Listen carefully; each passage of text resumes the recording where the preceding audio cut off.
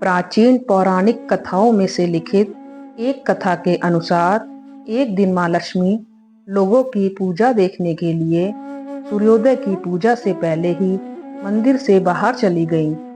वे चांडाल जाति की एक महिला की दिव्य पूजा की तैयारियों और अलौकिक भक्ति भावना को देखकर आश्चर्यचकित रह गईं और वे उसके सामने प्रकट हुईं तथा उस महिला को 1 लाख गाय, संतान सुख, धन, वैभव तथा लंबी आयु का वरदान देती हैं। चांडाल नामक एक समुदाय जो शवों को ठिकाने लगाकर अपना जीवन यापन करता था, सबसे अधिक बहिष्कृत समुदाय था। बलराम जी को माता लक्ष्मी का चांडाल जाति की स्त्री के घर जाना अच्छा नहीं लगा और वे माँ लक्ष्मी जी से नाराज हो गए और उन्होंने जगन्नाथ जी से कहा कि देवी लक्ष्मी चांडाल समुदाय से मिलने गई हैं, जो समाज में दूषित है। अब देवी लक्ष्मी मंदिर में प्रवेश नहीं कर सकती। जगन्नाथ जी ने कहा, भैया बलराम, इस बार आप देवी लक्ष्मी को क्षमा कर दें।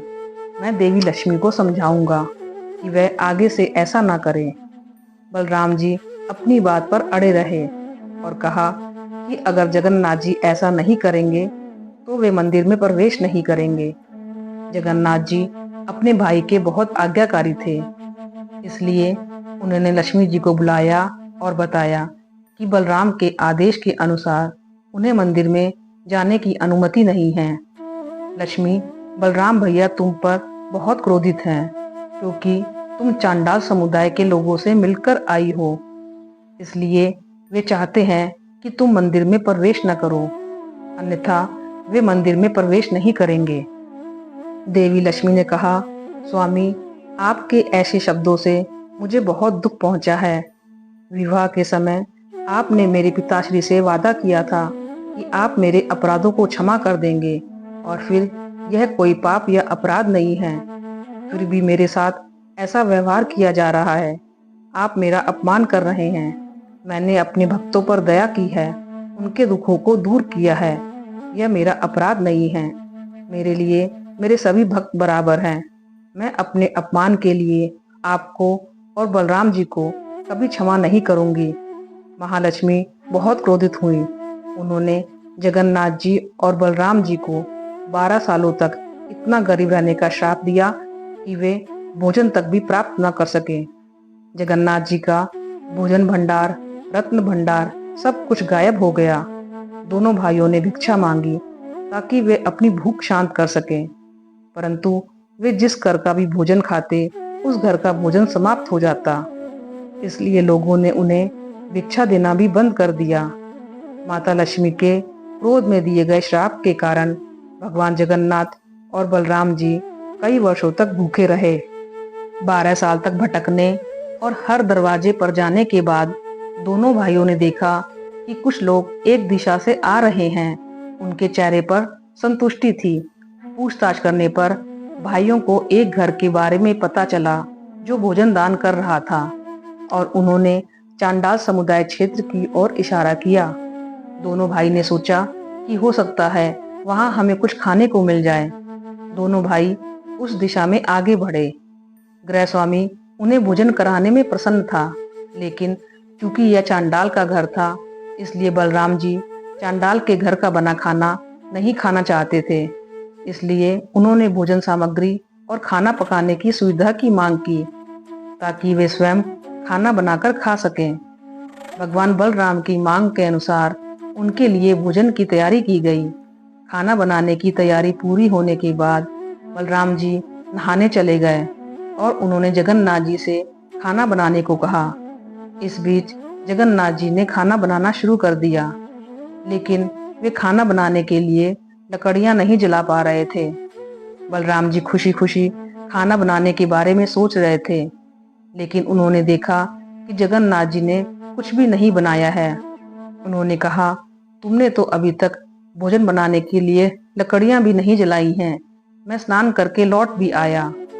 जगन्नाथ जी ने कहा, भैया, मैं बहुत देर से आग उत्पन्न करने की कोशिश कर रहा हूँ, किंतु लकड़ियों में आग लग ही नहीं रही।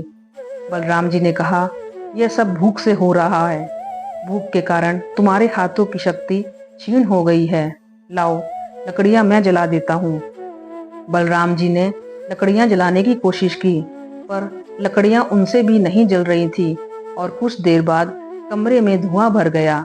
इससे दोनों भाइयों की आंखों में जलन होने लगी। आंखों से पानी निकलता देख वे कमरे से बाहर निकल आए। जगन्नाथ जी ने कहा, भैया लगता है लकड़ियां गीली थी तभी धुआं हो गया।